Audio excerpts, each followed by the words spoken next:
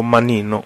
À Romanino fut confiée la décoration de plusieurs pièces du château, dont le balcon de la cour de Lyon, un espace placé au centre et en communication avec les différentes parties du château.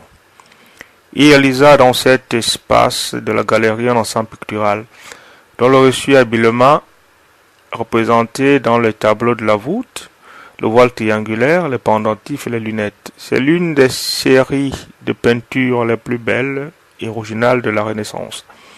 Composée d'une suite hétérogène de scènes thématiques et profanes, dont les récits épisodiques puisent dans l'histoire romaine, la mythologie et parfois le contexte biblique. Les fresques, dans les lunettes de la loggia, forment une succession de scènes organisées autour de personnages féminins, pleins de références à l'interprétation symbolique, pas du tout facile, relative à la vertu et à l'attrait féminin.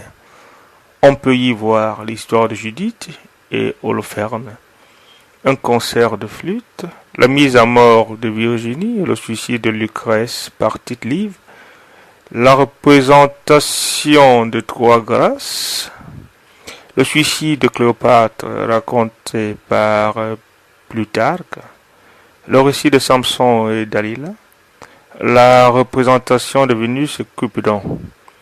S'ajoute à ces scènes, sur la voûte, près des escaliers, le portrait de Ganymède, entouré de putti, pris dans des poses inhabituelles. Dans le grand cadre en position dominante et centrale de la coupole, est représentée une scène majestueuse de Phétonte, essayant de maîtriser les chevaux fugueurs qui tirent le char du soleil.